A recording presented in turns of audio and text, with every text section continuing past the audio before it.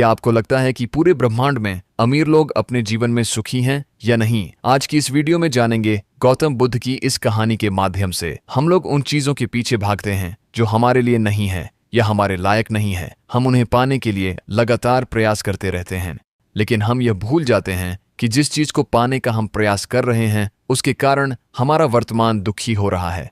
हमारे वर्तमान की सारी खुशियां हमसे छिन रही हैं। इस कहानी में आप यह समझ पाएंगे कि किस प्रकार आपका जो वर्तमान है वही सर्वश्रेष्ठ समय है। इस समय को आपको भरपूर ढंग से जीना चाहिए, क्योंकि यह समय जो आज आपके पास है वह दोबारा नहीं लौटने वाला। बहुत समय पहले की बात है। एक नगर में एक बहुत ही गरीब व्यक्ति रहता था। वह जब भी किसी धनी व्यक्ति को देखता तो वह मन ही मन बोलने लगता और कहता, हे भगवान, तूने मुझे इतना गरीब क्यों बनाया? इन अमीर व्यक्तियों को देखो, यह लोग कैसे ढंग से खेल रहे हैं, जीवन का आनंद ले रहे हैं, और एक मैं हूं जो हर रोज एक एक पैसे के लिए तरस जाता हूं। मेरे पास तो फूटी कौड़ी तक नहीं है और यह लोग पैसे बर्बाद कर रहे हैं। हे भगवान, मुझे भी अमीर बना दे। एक दिन वह व्यक्ति इसी तरह बोल रहा था, तभी उसके पास से एक बौद्ध भिक्षु गुजर रहे थे।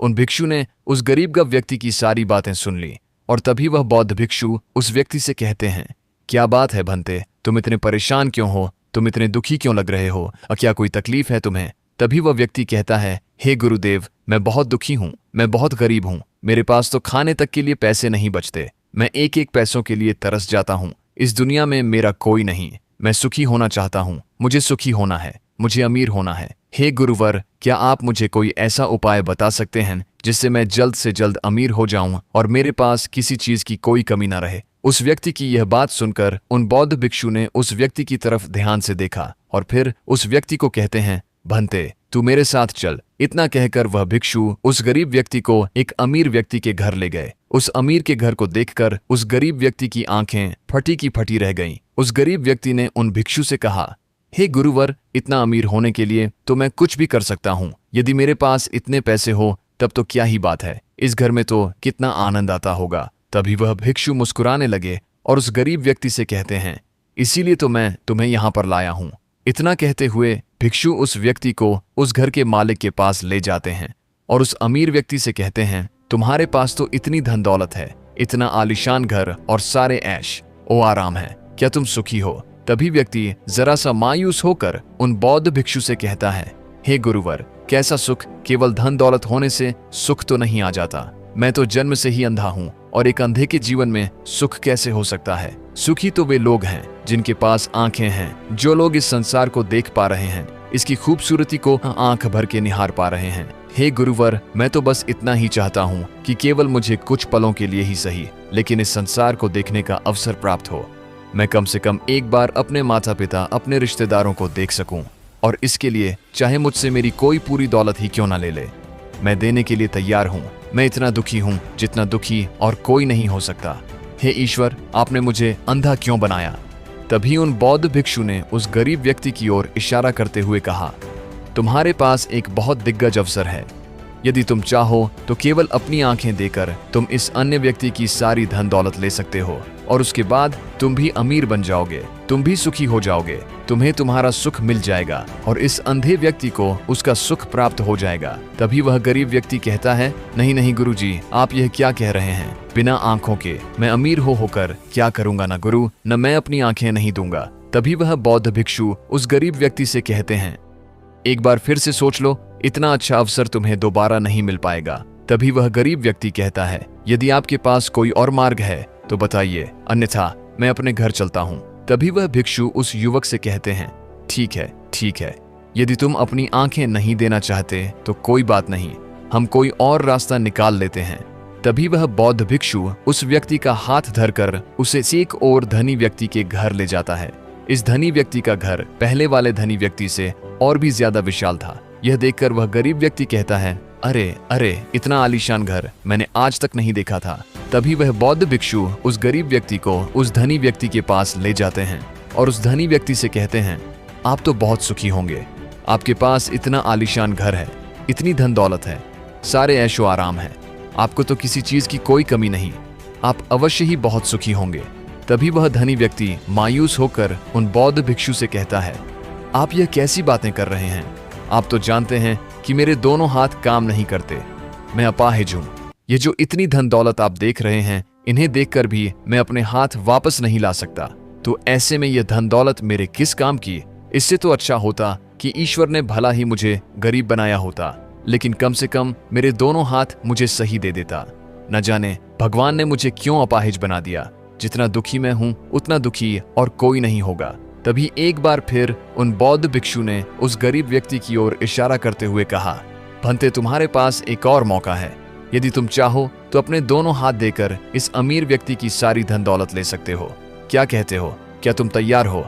और अब की बार तो तुम्हें आंखें भी नहीं देनी होगी, तुम्हारी आंखें तुम्हारे साथ ही रहेंगी। तभी वह गरीब व्यक्ति उन बौद्ध भिक्षु से कहता है, अरे महाराज, आप यह क्या कह रहे हैं? एक अपाहिज होकर मैं इस धन दौलत का क्या करूंगा? क्या आपके पास कोई ऐसा अमीर व्यक्ति नहीं है जिसका पूरा शरीर भी स्वस्थ हो और उसके पास बेशुमार धन दौलत भी हो? तभी वह बौद्ध भिक्षु उस व्यक्ति का हाथ धर करके उसे तीसरे अमीर व्यक्ति के पास ले जाते हैं। उस अमीर व्यक्ति के पास उसका अपना महल था। ये देखकर वह गरीब व्यक्ति उन बौद्ध भिक्षु से कहता है, हे गुरुवर, यह तो अवश्य ही बहुत सुखी होगा। इसके पास तो इतना आलीशान महल है, इसके पास तो इतनी सारी धन दौलत है, ये अवश्य ही बहुत खुश रहते होंगे, इनका जीवन तो आनंद में होगा। तभी वह बौद्ध भिक्षु उस गरीब व्यक्ति को उस धनी व्यक्ति के पास ले जाते हैं और फिर उस धनी व्यक्ति से कहते हैं, आप तो अवश्य ही खुश रहते होंगे, क्योंकि आपके पास इतना आलीशान महल है, इतनी सारी धन दौलत है, आपके पास तो सारी सुख सुविधाएं भी हैं, आपका जीवन तो आनंद में बीतता होगा।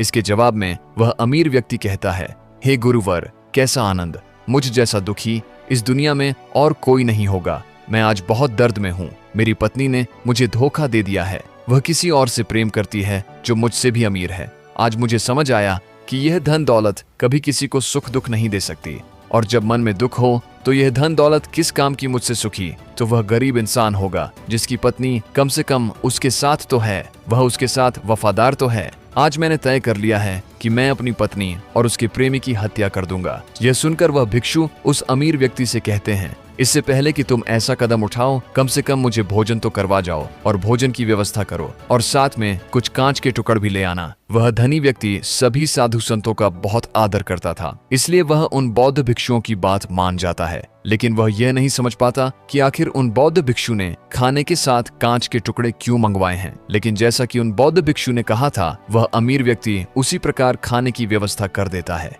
वह भोजन के साथ कुछ कांच के टुकड़ लेकर उन बौद्ध भिक्षु के पास पहुंचता है। तभी वह बौद्ध भिक्षु, वह गरीब व्यक्ति और वह धनी व्यक्ति तीनों एक साथ भोजन करने बैठते हैं, और उसी समय बौद्ध भिक्षु कुछ कांच के टुकड़े उठाकर उस अमीर व्यक्ति के भोजन में मिला देते हैं और उससे कहते हैं, लो, अब तुम इसे खा सकते हो। वह अमीर व्यक्ति अचंभित हो गया और उन बौद्ध भिक्षु से कहता है, हे गुरुवर, आप यह क्या कह रहे हैं? इस खाने में तो कांच के टुकड़े आपने मिलाए हैं। इस भोजन को मैं कैसे खा सकता हूँ? यदि यह भोजन मैं करूंगा तो इससे मुझे बहुत तकलीफ होगी और हो सकता है कि मेरी मृत्यु भी हो जाए। तभी वह भिक्षु मुस्कुराने लगे और उस अमीर व्यक्ति से कहते हैं, तुम्हें यह बात तो समझ में आ गई, लेकिन तुम्हें यह बात नहीं समझ में आती कि अगर इस भोजन को खाना है तो इस भोजन के कांच के टुकड़ों को तुम्हें निकालकर अलग करना ही होगा। तभी यह भोजन तुम्हां खाने योग्य बनेगा, और तब यह भोजन तुम्हें कोई तकलीफ नहीं देने वाला, बल्कि तुम्हें सुख ही प्रदान करेगा। इस पर वह अमीर व्यक्ति अचरज में उन बौद्ध भिक्षु से कहता है, हे गुरुवर, आखिर आप क्या कहना चाहते हैं? तभी वह बौद्ध भिक्षु उस अमीर व्यक्ति से कहते हैं, ऐसे लोग जो कांच के टुकड़े के समान हैं, यदि तुम उनके साथ चिपके रहोगे तो तुम्हें दर्द तो अवश्य ही होगा। जिस प्रकार यह कांच का टुकड़ा मिला हुआ भोजन तुम्हें दर्द प्रदान करेगा, इसलिए इसका समाधान तो यही है कि तुम इन कांच के टुकड़ों को भोजन से अलग कर दो और जो है उस पर ध्यान दो, अर्थात कि तुम उन लोगों को भूल जाओ जो तुम्हारे जीवन में नहीं है, और उन लोगों पर ध्यान दो जो इस समय तुम्हारे साथ हैं, जैसे कि तुम्हारी पुत्री, वह भी तो तुम्हारे प्यार की भूखी है। क्या तुम्हारा यह कर्तव्य नहीं है कि तुम उसका ख्याल रखो, उसकी परवरिश करो? आगे भिक्षु उस अमीर व्यक्ति से कहते हैं, सुख तो तुम्हारे पास ही है, बस इन कांच के टुकड़ों को, अर्थात अपनी पत्नी और उसके प्रेमी की हत्या करने का यह विचार अपने मन से निकाल दो, अन्यथा ये कांच के टुकड़ों से मिला हुआ भोजन के समान ही होगा और इसका परिणाम भी बहुत भयानक होगा। वह भिक्षु इतना कहकर शांत हो गए और उस अमीर व्यक्ति को भी उन भिक्षु की बात समझ में आ गई। उन्होंने तुरंत ही उन बौद्ध भिक्षु के चरण छुए और वह अमीर व्यक्ति कहने लगा, हे गुरुवर, आपने मुझे पाप करने से बचा लिया है, मैं आपका बहुत बहुत आभारी हूँ। उसके बाद वह भिक्षु उस गरीब व्यक्ति को लेकर आगे की ओर निकल जाता है। तभी रास्ते में वह गरीब व्यक्ति उन भिक्षु से कहता है, हे गुरुवर, क्या इस दुनिया में ऐसा कोई नहीं है जो सुखी हो? तभी वह भिक्षु उस गरीब व्यक्ति से कहते हैं, भंते, आखिर तुम सुखी क्यों नहीं हो?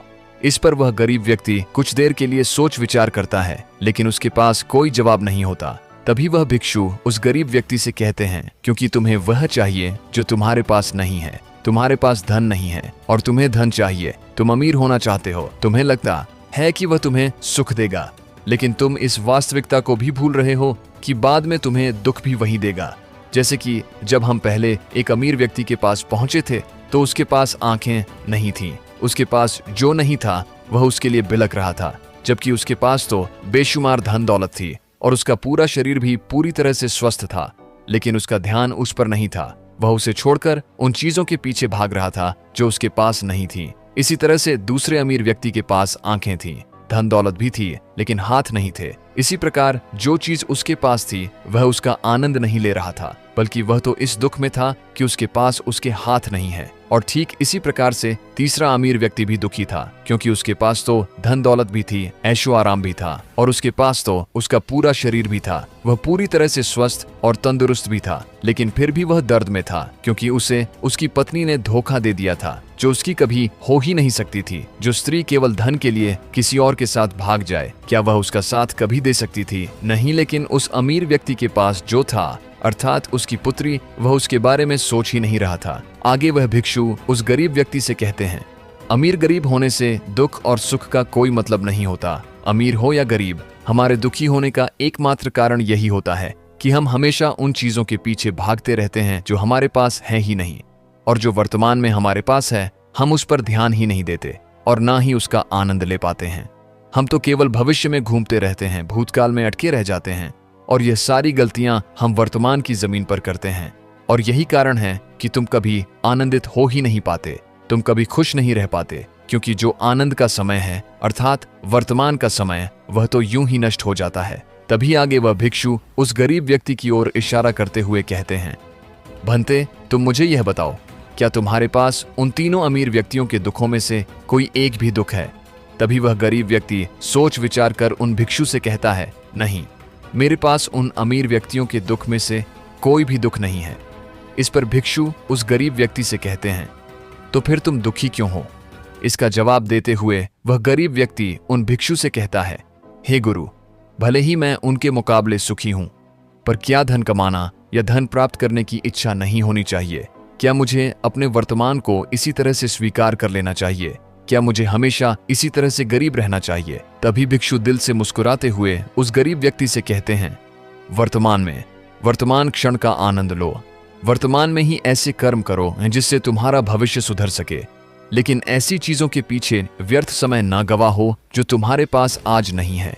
जो तुम्हारे पास आज है उसका आनंद लो, और जो तुम पाना चाहते हो उसके लिए केवल कर्म करो, और उस कर्म का फल तुम्हें भविष्य में मिलेगा। यानी इसकी चिंता में भी मत रहना, क्योंकि यदि तुम इसकी चिंता में रहोगे तो कभी सुखी नहीं रह पाओगे, भले ही हालात कितने भी बुरे क्यों ना हो। केवल अपने आज पर ध्यान दो और अपने कर्म मन लगाकर करो। इतना कहकर वह भिक्षु शांत हो गए, और गरीब व्यक्ति को भी उन बौद्ध भिक्षु की बात अच्छी तरह से समझ में आ चुकी थी। वह ये समझ चुका था कि अब से उसे अपने वर्तमान पर ध्यान देना है, उसे अपने वर्तमान को सुधारना है। उसके बाद उस गरीब व्यक्ति ने उन बौद्ध भिक्षु को प्रणाम किया और वापस अपने घर लौट गया। अब से वह गरीब व्यक्ति ये सोचकर हमेशा खुश रहने लगा कि कम से कम वह उन 3 अमीर व्यक्तियों से अधिक खुश है। उसके पास अधिक खुशियों की वजह है। हाँ, ये बात और है कि उसके पास धन नहीं है, लेकिन उसके पास ऐसी चीजें हैं जो धन से कहीं ज्यादा कीमती हैं, और वह है उसका पूरा शरीर जो पूरी तरह से स्वस्थ है। दोस्तों, मैं उम्मीद करता हूँ कि यह कहानी सुनने से आपके जीवन में अच्छे बदलाव आए होंगे। आपको इस वीडियो से क्या सीखने मिला,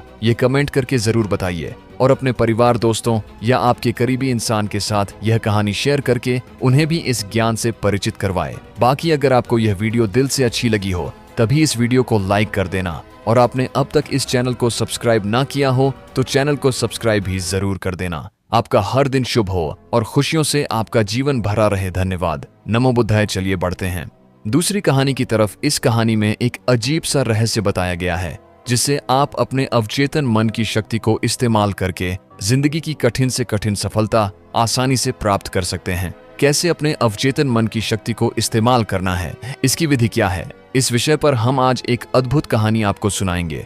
दोस्तों, हमारा जो चेतन मन होता है उससे करीब 9 गुना अधिक ताकतवर हमारा अचेतन मन होता है। अगर 1 गुना ताकत हमारे चेतन मन के पास है तो इसका अर्थ यह हुआ कि उससे 9 गुना अधिक ताकत हमारे अवचेतन मन के पास है, क्योंकि अवचेतन मन ही हमारे पूरे शरीर को नियंत्रित करता है। चेतन मन हमारे दिमाग का एक हिस्सा है जो हमारे विचारों और भावनाओं से प्रेरित होता है, और हमारा चेतन मन ही तर्क वितर्क करने में हमारी मदद करता है। लेकिन दूसरी तरफ हमारा अवचेतन मन यह तर्क वितर्क नहीं करता, यह उस जानकारी को ग्रहण कर लेता है जो इसे चेतन मन देता है। इसीलिए जैसा हम अपने अवचेतन मन में सोचते हैं वैसे ही हम बनते चले जाते हैं। क्या आपने कभी इन बातों पर विचार किया है कि कोई व्यक्ति दुखी क्यों है और वहीं पर दूसरा व्यक्ति इतना सुखी क्यों है? एक व्यक्ति सुख और समृद्धि से भरा हुआ है, वहीं पर दूसरा व्यक्ति इतना गरीब और दुखी क्यों है? एक व्यक्ति भयभीत है जबकि दूसरा व्यक्ति आस्था और विश्वास से भरा हुआ है। एक व्यक्ति आलीशान महलों में रहता है,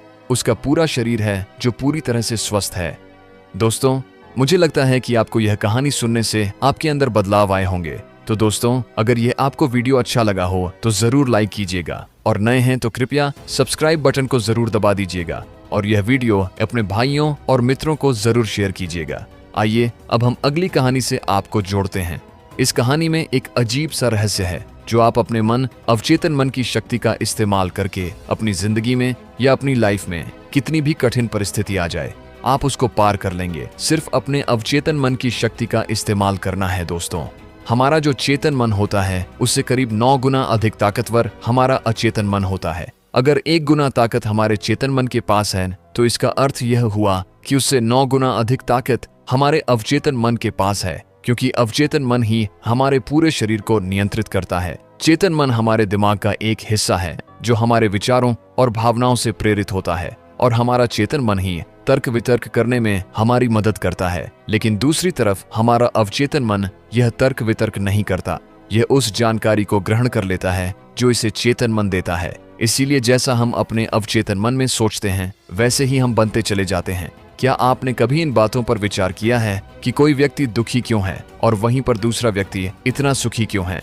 एक व्यक्ति सुख और समृद्धि से भरा हुआ है, वहीं पर दूसरा व्यक्ति इतना गरीब और दुखी क्यों है? एक व्यक्ति भयभीत है जबकि दूसरा व्यक्ति आस्था और विश्वास से भरा हुआ है। एक व्यक्ति आलीशान महलों में रहता है, वहीं पर दूसरा व्यक्ति गरीब और टूटी फूटी कुटिया में रहता है। कोई बहुत सफल है तो कोई असफल। कोई व्यक्ति जरा सी मेहनत करके सफलता प्राप्त कर लेता है, और वहीं पर कोई दूसरा व्यक्ति जीवन भर मेहनत करने के बाद भी असफल ही रह जाता है। तो आखिर इन सब चीजों का कारण क्या है? क्या आपने कभी इन पर विचार करने की कोशिश की है? हमारे जीवन में जो भी अच्छा है वह हमारे चेतन मन पर निर्भर करता है। अर्थात यदि आप अपने चेतन मन में ये बात भरेंगे कि मेरे साथ जो कुछ भी होगा वह अच्छा होगा, मेरे साथ जो कुछ भी हो रहा है वह अच्छा हो रहा है, और मैं एक दिन कामयाब जरूर बनूंगा, तो आप अवश्य ही अपने जीवन में कामयाब बन जाएंगे। वहीं पर यदि आप अपने अवचेतन मन में बुरी बुरी बातें रखेंगे, अर्थात नकारात्मक बातें कहेंगे, तो आपके जीवन में केवल नकारात्मकता ही भर जाएगी और आपके साथ कुछ भी अच्छा नहीं होगा। आप जहां जाएंगे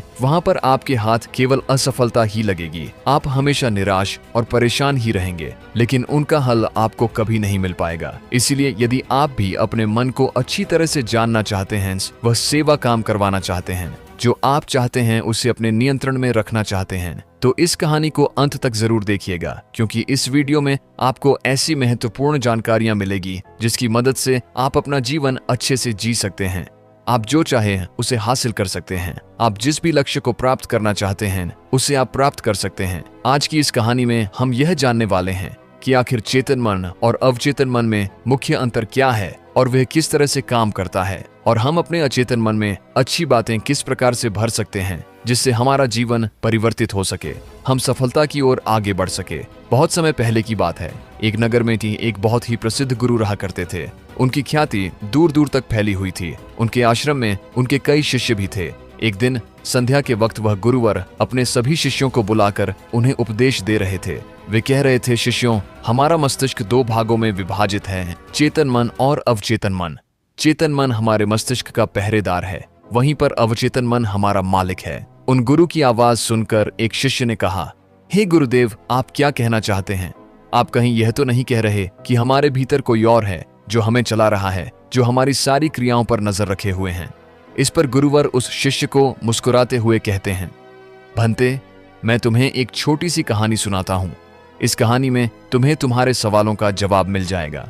इस कहानी को ध्यानपूर्वक सुनना और इसे समझने का प्रयास करना। आगे गुरुवर कहानी बताते हुए कहते हैं, बहुत समय पहले की बात है। एक नगर में एक बहुत ही धनी सेठ रहा करता था और उसकी एक आलीशान हवेली भी थी।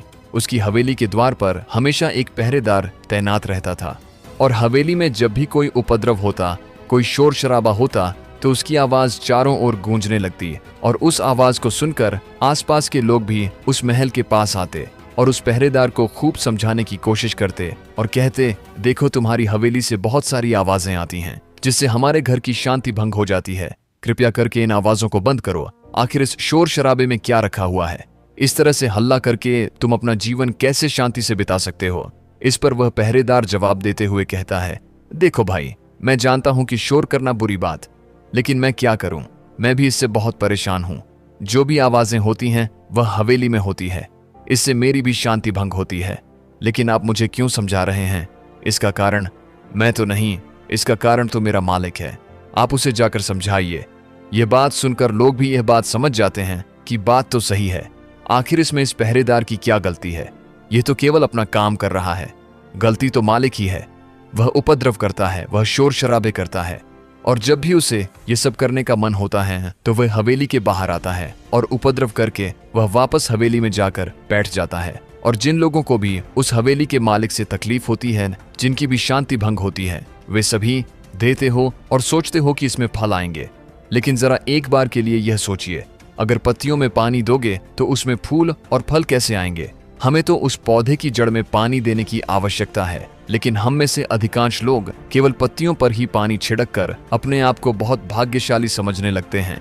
लेकिन वे यह भूल जाते हैं कि जो जो पानी वह पत्तियों पर दे रहे हैं, वह पानी पेड़ की गहराइयों में तो जा ही नहीं पा रहा। तो ऐसे में उस पौधे पर फल कैसे लगेंगे? ठीक इसी प्रकार हम भी अपने मन के साथ करते हैं और यही कारण है कि हम अपने जीवन में जो भी चाहते हैं वह हमें नहीं मिल पाता।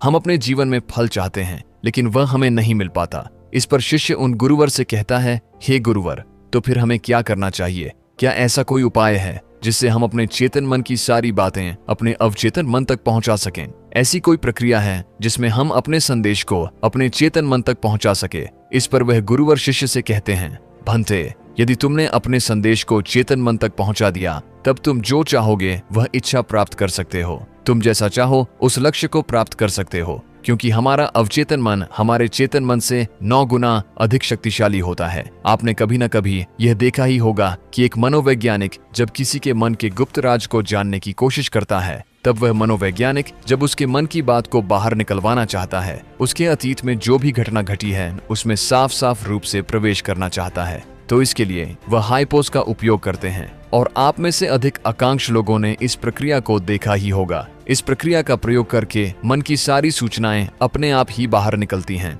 इस प्रकार किसी के भी मन को काबू में करके हम उससे जो चाहे वह कार्य करवा सकते हैं। हाँ, अब आपके मन में यह भी प्रश्न उठ रहा होगा कि शायद वह सभी हमारे अवचेतन मन की चाल को समझते हैं, वह इसे अच्छी तरह से जानते हैं कि उसे किस तरह से अपने काबू में किया जाता है। तो इसका जवाब बहुत ही सीधा और सरल है, और इसका जवाब है हाँ, क्योंकि उन्होंने इसके ऊपर कई बार प्रयोग किया है और वह इसमें इतने निपुण हो जाते हैं कि वह किसी भी दूसरे मन पर अपना काबू कर सकते हैं। और अगर आप भी अपने अवचेतन मन की बात को समझते हैं, अपने मन की चाल को समझते हैं, तो आप भी अपने ही नहीं बल्कि किसी दूसरे के मन को भी वश में कर सकते हैं।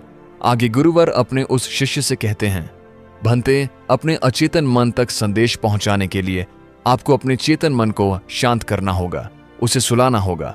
और ऐसा इसीलिए क्योंकि हमारा चेतन मन तर्क वितर्क करने में माहिर है। वह एक पहरेदार है, वह हमारी रक्षा के लिए हमेशा तैनात रहता है। इसीलिए जब भी तुम अपना कोई संदेश उस चेतन मन तक पहुंचाने की कोशिश करोगे, जरनिए तो वह तुमसे तर्क वितर्क जरूर करेगा और हमें अपनी बात अपने मालिक तक पहुंचाने की इजाजत तक नहीं देगा, जब तक कि हम अपनी बात अपने चेतन मन को अच्छी तरह से समझा नहीं देते या उसे शांत नहीं कर देते। तब तक वह हमें उस हवेली में घुसने नहीं देगा, क्योंकि हमारी सामान्य बुद्धि अर्थात हमारा चेतन मन तर्क वितर्क करने में माहिर होता है। और यही कारण है कि हम में से अधिकांश लोग अपने अचेतन मन तक एक साफ और स्पष्ट संदेश पहुंचा ही नहीं पाते, और इसी कारण हम अपने अचेतन मन को भी अच्छी तरह से समझ नहीं पाते और हमारा अचेतन मन तर्क वितर्क नहीं करता। उसे तो केवल साफ और स्पष्ट संदेश चाहिए जिस पर वह कार्य कर सके, और उस तक हम साफ और स्पष्ट संदेश तभी पहुंचा सकते हैं जब हमारा मन पूरी तरह से शांत रहेगा, जब हमारे मन में और कोई विचार नहीं होंगे। और यही कारण है कि जब एक मनोवैज्ञानिक किसी के मन पर प्रयोग करता है, उसके मन को काबू करने की कोशिश करता है, उससे मनचाही बात निकलवाने की कोशिश करता है, तो सबसे पहले वह उसके चेतन मन को ही सुलाते हैं। आपने कहीं ना कहीं ये तो देखा ही होगा कि उनके सामने एक पेंडुलम जैसी चीज उनकी आंखों के सामने रख दी जाती है और उसे घुमाया जाता है, जिसे लगातार देखने के बाद वह व्यक्ति पूरी तरह से निद्रा में चला जाता है और इस कारण उसका चेतन मन पूरी तरह से शांत हो जाता है। और जब उसका पहरेदार पूरी तरह से सो जाता है और उसके पास तर्क वितर्क करने के लिए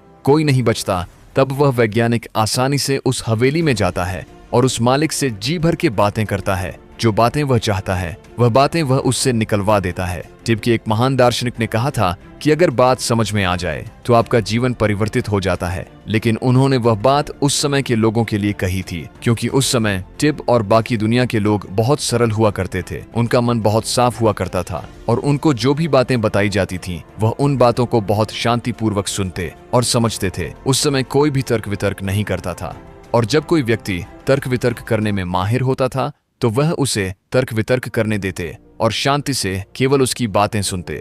जब तक कि व्यक्ति तर्क वितर्क करके थक ना जाए तो वह गुरु के पास वापस आता है और उनसे कहता है गुरुवर, मैं अब तर्क वितर्क करके थक चुका हूँ, लेकिन उससे मुझे कुछ भी हासिल नहीं हुआ। कृपया करके अपना कोई मार्ग बताइए, आप मुझे अपने तरीके से समझाएं। अब मैं उसमें कोई भी अवरोध उत्पन्न नहीं करूंगा। ठीक इसी प्रकार से हमारी बुद्धि भी काम करती है। जब हमारा मस्तिष्क तर्क वितर्क करके थक जाता है, तब उसे इस बात का एहसास होता है कि तर्क वितर्क करके उसे कुछ भी हासिल नहीं होने वाला, और उस समय तक उसे कुछ भी समझ में नहीं आएगा। दोस्तों, आपने अगर पूरी वीडियो को देखा है शुरू से लेकर अंत तक, तो आपके अंदर जरूर एक अच्छी भावना उत्पन्न हुई होगी। दोस्तों, मैं शुक्रिया करता हूं आपका कि आपने हमारे वीडियो को अंत तक देखा है। ऐसी ही वीडियो लाने के लिए हमारे चैनल को सब्सक्राइब और वीडियो को लाइक जरूर कर दीजिएगा और कमेंट में बताइएगा कि वीडियो कैसा लगा। नमो बुद्धाय।